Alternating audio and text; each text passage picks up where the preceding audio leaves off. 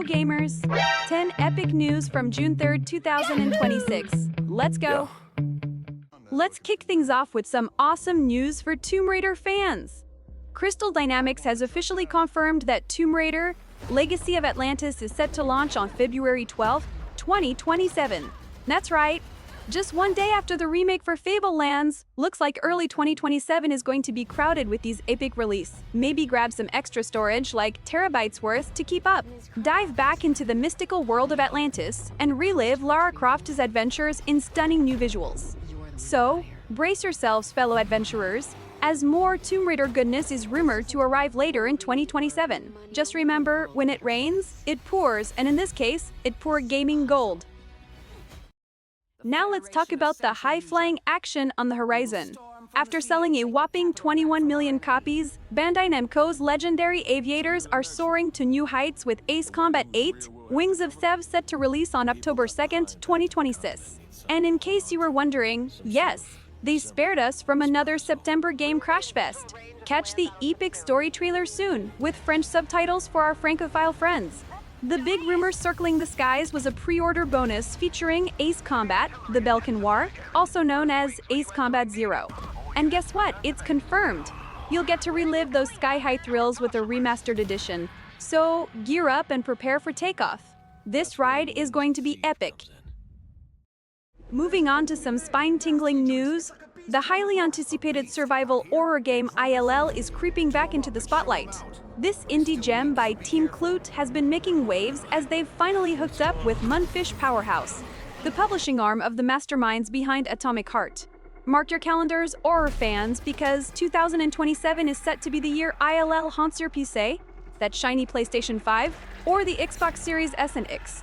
With the latest trailer promising genuine pants-wetting excitement, you might want to stock up on fresh underwear. And if that doesn't scare your socks off, Team Clout has a secret weapon. Some of their team have worked in cinematic horror, having credits in spine chillers like Azrael, Welcome to Derry, and The Eerie Until Dawn. So, get ready to sleep with one eye open, but not until 2027.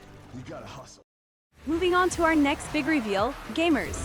Brace yourselves for a spectacular comeback that nobody saw coming. Saber Interactive has managed to pull a sneaky trick out of their hat during the State of Play by announcing the unexpected return of the Stuntman franchise. Yes, folks, it's back, and it's bringing all the cinematic action you missed. Now, I know what you're thinking.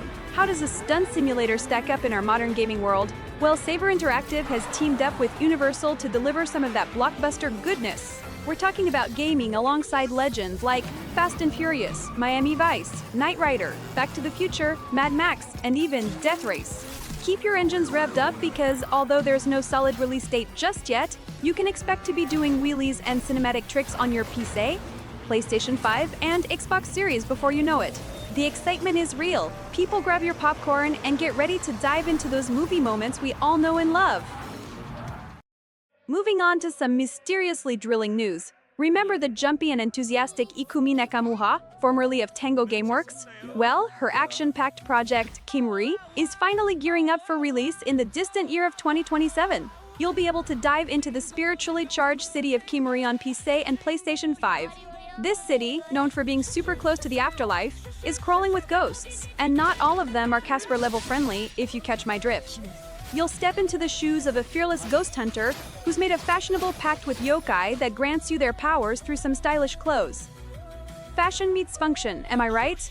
And here's a twist that brings a whole new meaning to the phrase, never ghost your friends. KEMURI features a 3-player co-op mode. Sure, you can play solo, but you'll be teaming up with 2 AI companions like you're in a spiritual buddy cop movie. Who needs Ghostbusters when you've got yokai powers and squad goals? Stay tuned as we await more Spectral Media insights. Next up, let's dive into the post-apocalyptic world of Fallout 76. Can you believe it's already in its 25th season?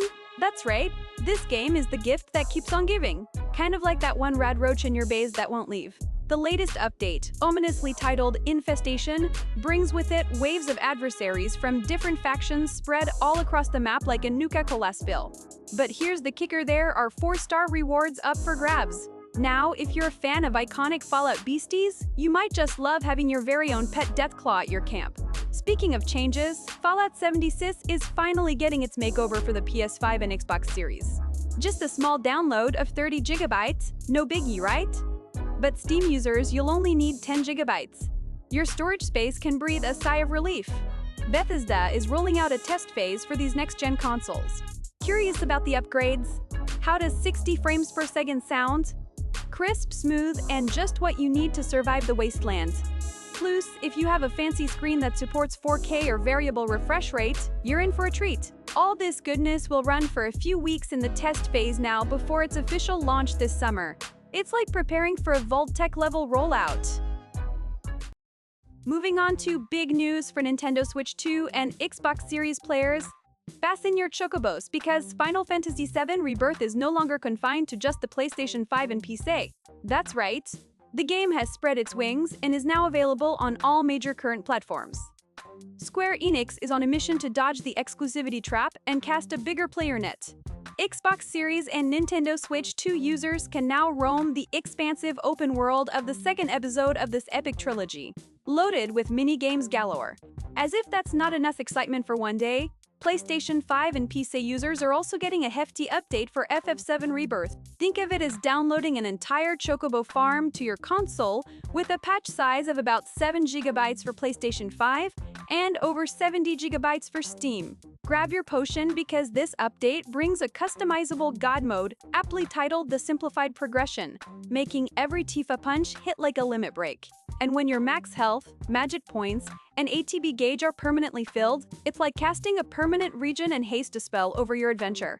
PlayStation 5 users get a graphical boost with improved lighting effects, while PC users can finally savor AMD FSR support for silky smooth gameplay visuals.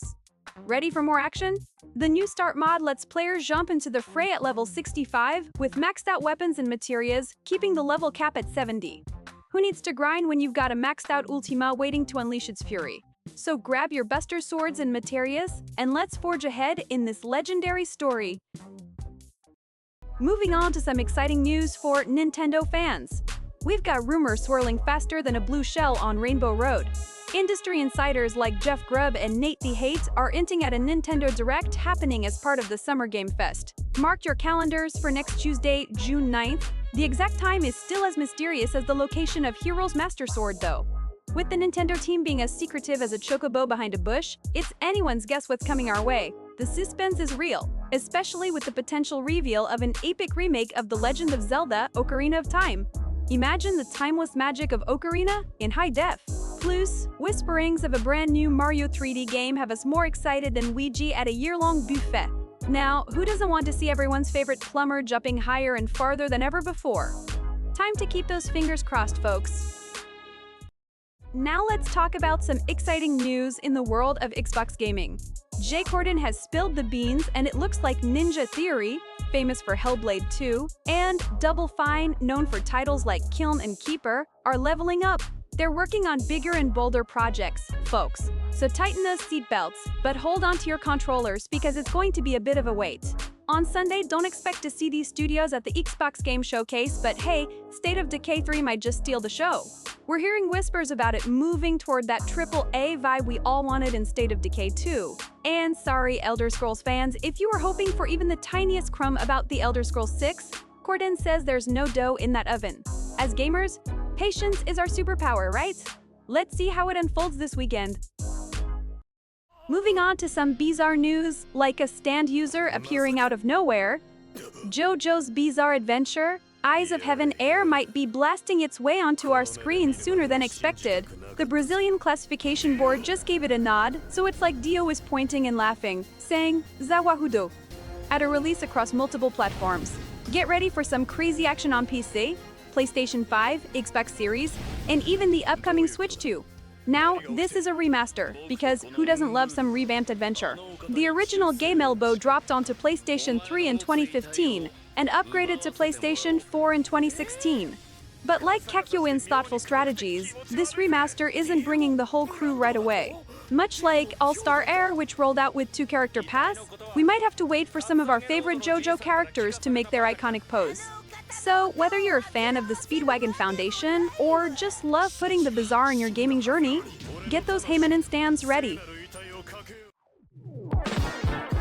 Thanks, Legends, for leveling up with us today. Hit that subscribe button for daily power-ups.